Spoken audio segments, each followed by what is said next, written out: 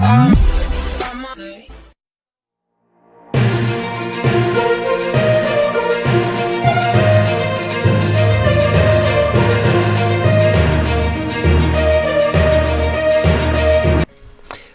ciao ragazzi e benvenuti a tutti in un nuovo video. Ragazzi, oggi parliamo di autoradio 2 DIN.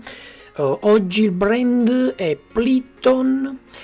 Questo è un autoradio 2 DIN con 2 GB di RAM, 32 GB di memoria interna. Ragazzi, è un autoradio carino, lo posiziono nella fascia medio-alta.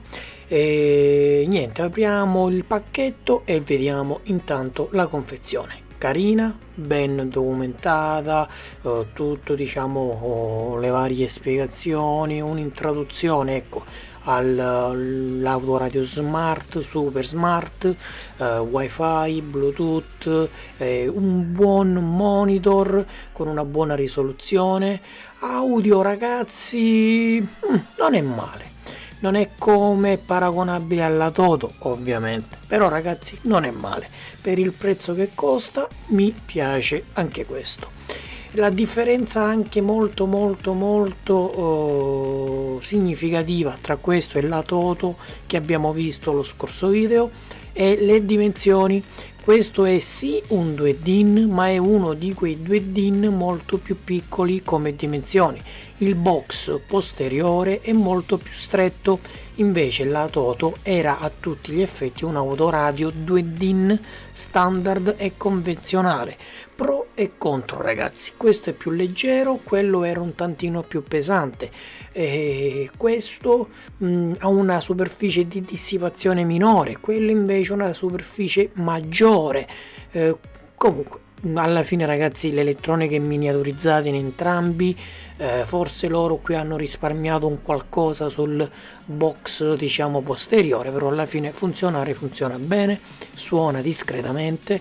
Questa è tutta la cavetteria: 2 porte USB, ingresso video, uscita video, ingresso audio, uscita audio, il connettore per il GPS, perché ha anche l'antennina GPS, ha anche il microfono, ha anche la retrocamera, ti danno anche la cornicetta in plastica. Queste sono le viti che sono sempre in dotazione. Questo nell'esempio, eccolo qui, è il GPS, antenna GPS con il biadesivo. Queste sono le 2 porte USB esterne con connettore plug bianco, eccole qui. Sono, ragazzi, porte che vengono utilizzate, per esempio io nel mio Toto in una monto la centralina per il sensore di pressione e nell'altra ho una normalissima pendrive. Però è possibile montare, per esempio, una retrocamera o frontocamera USB o un lettore di schede di memoria o qualsiasi altra cosa che sia funzionante con comunicazione USB. Questi sono i connettori di alimentazione. C'è il modello 1 o modello 2. Se hai nell'auto il connettore standard, monti quello; se hai i fili tagliati e giuntati, monti l'altro. Questo è un altro connettore dove ci sono antenna wifi, che è questa qui, poi l'uscita video, eccetera eccetera eccetera. Istruzioni anche in italiano. Andiamo ad estrarre l'autoradio. Queste sono le staffette laterali, però, ragazzi, ovviamente se voi già possedete un 2 DIN avete già le vostre staffette, perciò queste non vengono utilizzate. Se invece non possedete un 2 DIN e state andando a fare una trasformazione, per esempio da un DIN a 2 DIN, quelle staffette le avete in dotazione e ve le danno. Questo è la clip per il microfono.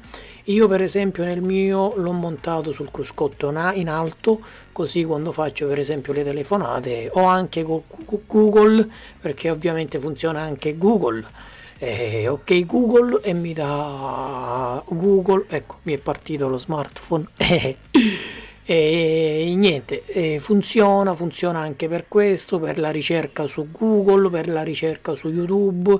basta cliccare sull'icona microfono e si abilita il microfono e tu puoi parlare e lui ti cerca, diciamo, cosa tu vuoi cercare. Questo è tutto, diciamo, l'assortimento che ti danno. Usciamo questo benedetto 2DIN.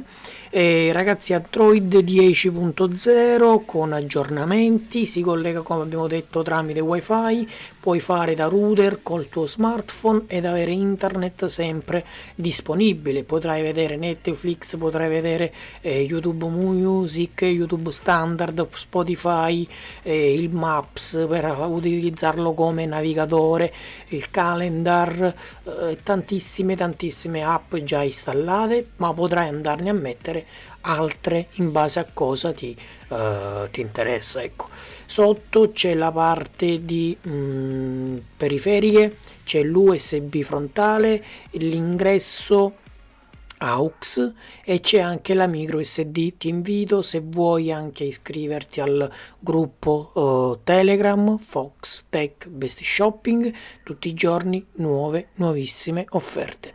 Il feed dei tasti non è male, è ovviamente come quei soliti cinesetti che fanno quel rumorino tic tic tic, però ragazzi va bene, non possiamo volere tutto a questo prezzo. Questa è la porta d'ingresso e di uscita dei connettori, quella è il GPS e accanto abbiamo la radio fusibile, se non sbaglio era un 30 ampere. Posso provare a farvi vedere anche le viti, eccole qui.